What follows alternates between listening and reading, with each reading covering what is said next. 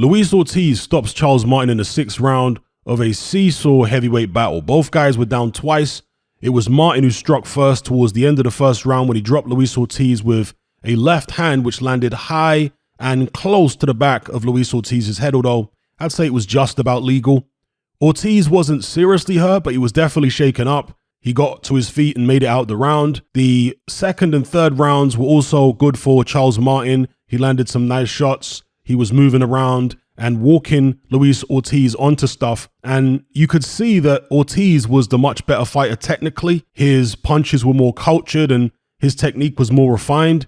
But from a tactical point of view, Charles Martin was actually doing some effective things in there. As I say, he was moving around. And when you're up against an older fighter, not that Charles Martin's any spring chicken, but Luis Ortiz is a lot older than him. When you're up against an older fighter, a lot of the time, tactically, strategically, you want to fight a young man's fight, which means either high volume or using a lot of movement to force the older guy to have to track you down and tire out those old legs. Charles Martin opted for the latter. He was, as I say, moving around, walking Luis Ortiz onto stuff. In the 4th round, Ortiz was actually coming on strong. He was applying a lot of pressure, but Martin, against the run of play, managed to drop Luis Ortiz, this time with a right jab. And of course, that is alarming. Yes, fighters can get dropped with jabs. It happens.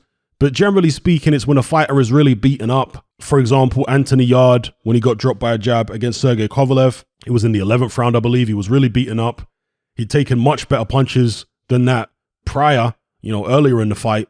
But by that point, he was completely spent. This wasn't like that. Ortiz still had plenty in the tank. He was coming on strong, and he walked onto a fairly innocuous looking Charles Martin jab, and down he went. Again, it was kind of a flash knockdown. He wasn't seriously hurt, but it is alarming when he's getting dropped by shots like that, because you have to imagine a few years ago, he would have taken that shot no problem and stayed on his feet. But here we have a 42-year-old Luis Ortiz going down from those kind of blows. But he managed to get to his feet, again, survive. On into the 5th and 6th, Ortiz was continuously applying pressure, and you could see that Martin was a little uncomfortable under the pressure. It's just that against the run of play, he was scoring these knockdowns. And when I say against the run of play, Martin did win rounds, must have won at least one round outside of the 2 rounds where he scored the knockdown. But nevertheless, you could see there was momentum building for Luis Ortiz. And it was those moments that alleviated the pressure that Charles Martin was under when he would score these knockdowns or land a good shot out of, I don't want to say out of blue, but slightly against the run of play. Then into the 6th round, Luis Ortiz managed to land what he'd been looking for all night, which was a clean left hand that hit Charles Martin on the temple. And Charles Martin was in serious trouble. He had no idea where he was. He dropped his hands. He started looking outside the ring or to his corner, wherever it was. And Luis Ortiz followed up with a barrage of shots, eventually putting Charles Martin down. Now, I have to say, in all fairness, that several of the punches, because Charles Martin's back was turned to Luis Ortiz at one point, and he ended up getting one of his hands trapped in 2 of the ropes. And Ortiz did deliver several punches to the back, if you watch the slow motion replay, to the back of Charles Martin's head. Okay, that has to be said in all fairness. Nevertheless, Martin was in desperate trouble anyway. He had his hand trapped in the ropes. That may have given him a few extra seconds, I'm not sure. But when he got to his feet, he was bleeding from the mouth, bleeding from the nose. He was allowed to continue. He was very brave. He wanted to go on. And Ortiz just ripped into him. He was landing body shots. Martin was trying to hold on, but he really wasn't strong enough to get a good grip of Luis Ortiz. And Ortiz was able to get his hands free, land big shots to the head and body. And Martin eventually went down again. This time he kind of stumbled forward towards Luis Ortiz after being hit with some shots. And he got to his feet, but you could tell that he wasn't all there. He was looking, I'm not sure if he was looking at Ortiz or he was looking at the crowd, whatever it was, but he wasn't quite all there. He was kind of lurching to one side when the referee was counting. And also after the referee was counting, was looking at him. Again, Martin was kind of lurching. The referee was asking for Martin's attention, and Martin did look at him, but I guess the referee just didn't like the look in Charles Martin's eyes. Now, Charles Martin wasn't happy about the stoppage after the fight because the referee waved it off at that point, and he went over to Luis Ortiz immediately and started saying BS, BS, that was BS, to which Luis Ortiz responded by shoving him.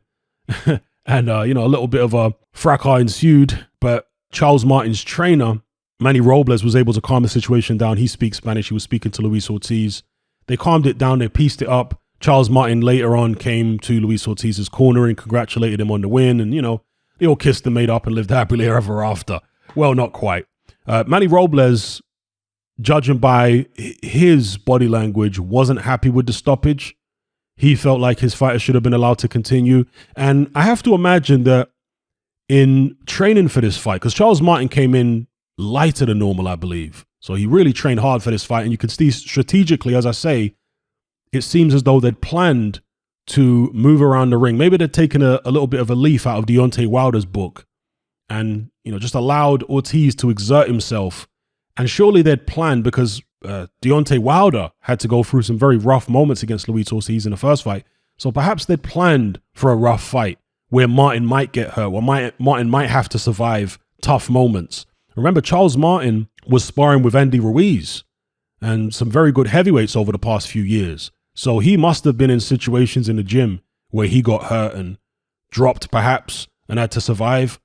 So I have to imagine that's why Manny Robles was so upset. Perhaps he felt like his fighter could come through that. And Ortiz was absolutely going flat out. So how much would Ortiz have had left in the gas tank if Martin had been able to come through that particular crisis? And I'll cast your minds back to, God, it must have been 2015 when Luis Ortiz fought Bryant Jennings. That was probably Luis Ortiz's best ever win, aside from this win now, right? But he dropped Jennings, or he hurt Jennings early in the fight, and he really put a tremendous amount of energy. And this is a much younger version of Ortiz. He put a tremendous amount of energy into trying to get Bryant Jennings out of there, but he was unsuccessful early in the fight. And after that, he actually had to take several rounds off to get his win back.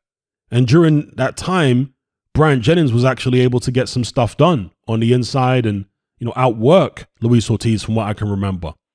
And as I say, that's a much younger version of Ortiz. So this 42-year-old version of Ortiz, the amount of energy he was putting in to trying to stop Charles Martin, is it possible that he could have punched himself out? And if Martin had survived all that, he might have been able to go on to win the fight. Personally, I suspect not.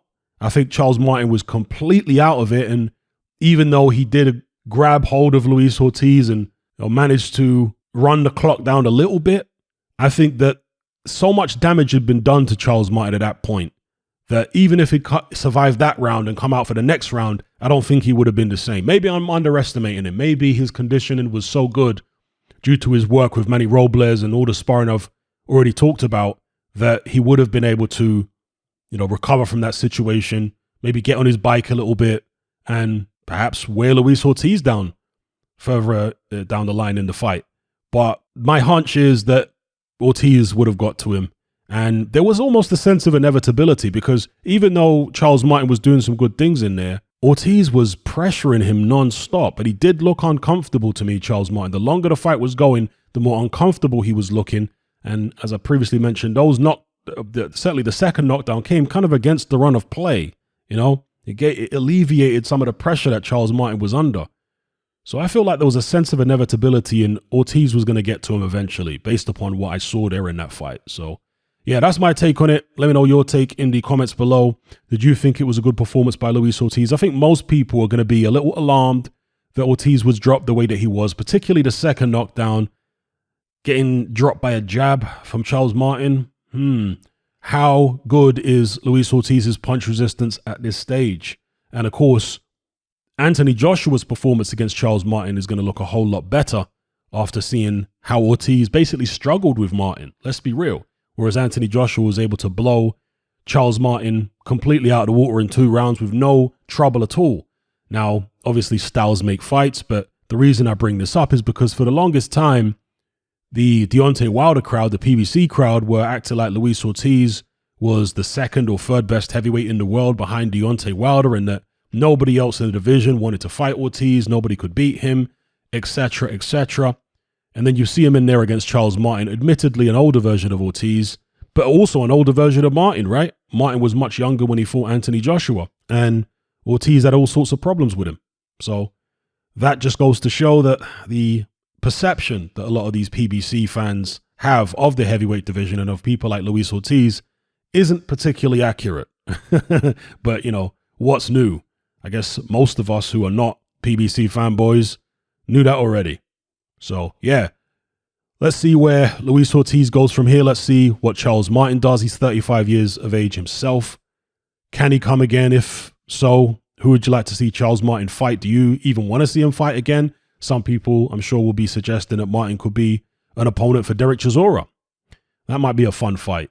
And Luis Ortiz, that was, I believe, some type of IBF eliminator. Correct me if I'm wrong. Not a final eliminator, but some type of eliminator, some type of ranking match. And I think it was Eddie Hearn, or perhaps it was Kalle Sauerland, who I saw in an interview talking about Hrgovic fighting the winner of Charles Martin against Luis Ortiz. So Hrgovic versus Luis Ortiz, but there's also talk of Joseph Parker, because Kalle Sauerland said that both Ortiz and Charles Martin had already turned down the Hrgovic fight. And if they turn it down again this time, then it will be Joseph Parker that steps in. I don't mind either fight. I wouldn't mind seeing Hrgovic against Luis Ortiz or Hrgovic against Joseph Parker, which I prefer Hrgovic Parker because Parker is a younger guy. In fact, Parker and Hrgovic might be the same age, very close to the same age anyway. Whereas Hrgovic against Ortiz, you know, I don't like Hrgovic with the extra weight. I have to be honest. In his last fight, he was heavier and I thought slower, noticeably slower for that extra weight. If he can get his weight down a bit, him against Ortiz, it's an interesting one, but I would quite heavily favor Filip Hrgovic in that fight, probably to stop Luis Ortiz, especially after seeing him being dropped by Charles Martin's jab. So, yeah. Anyway, let me know what you guys think in the comments below about this fight. Ortiz versus Martin, did it go how you expected? Where you see both fighters going from here? And who you'd like to see Luis Ortiz in with next? How far you think he can go? Can he get another crack at the world heavyweight title? Could he even win one? Now, there's a few fights on the undercard of this particular show, which I've yet to watch all the way through. I've seen highlights. One of them being the rematch between Michael Coffey and Jonathan Rice. I've yet to see the full fight. I've just seen highlights and I know the result. And also Frank Sanchez against Christian Hammer. Now, judging by the highlights, it wasn't a particularly riveting fight. And you really want to see a guy like Frank Sanchez, who is talented, who does have fast hands and he's athletic and he can box. You want to see him really putting a hurting on a guy like Christian Hammer. You know, Luis Ortiz was taking a distance and Hammer did actually throw some hard shots back. But Ortiz was pretty dominant, I would say, throughout. The only people to stop Christian Hammer, I think, were Tyson Fury or Marius Wack. Correct me if I'm wrong. Other than that, Christian Hammer has been a distance with everyone, I believe. So it's not the end of the world that Frank Sanchez didn't get him out of there. But again, judging by the highlights, he didn't seem to put that much punishment on the guy. There was a knockdown late in the fight, which appeared not to be a knockdown at all. So that is what it is. Once I've watched those fights, I'll cover them in a separate video. So for now, let me know what you guys think in the comments below. I'll catch you on the next one.